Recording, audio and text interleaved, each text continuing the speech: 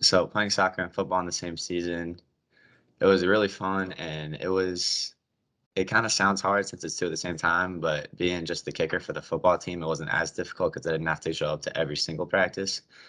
But I didn't really have a lot of free time throughout the old fall season because I was playing both of those. So if I wasn't at one, I was always playing the other.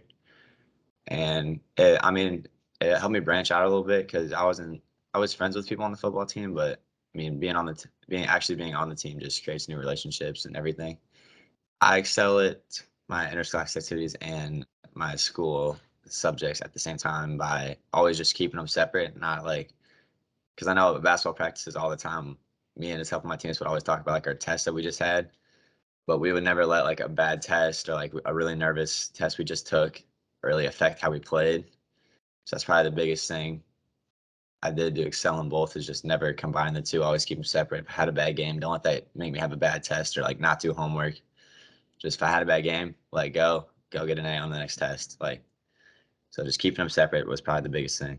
And one that is always just stuck with me is if you're not first, you're last. Well, Ricky Bobby for you in Talladega Nights. It's got to be one of my favorites that always stuck with me because I always push myself to be the best, and like that quote just represents that pretty well. If you're not first, you're last. So that's why I'm always trying to get the best grade, be the best teammate, be the best player.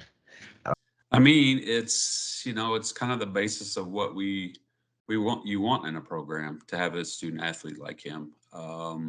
Again, what he does to excel off the court and outside of sports, um, his attitude, his approach to how he does things, and his drive. We tell kids all the time it's athletics are a lot more about preparing you for life than it is this season, and I think he takes that to heart, and I think that's what's important to him.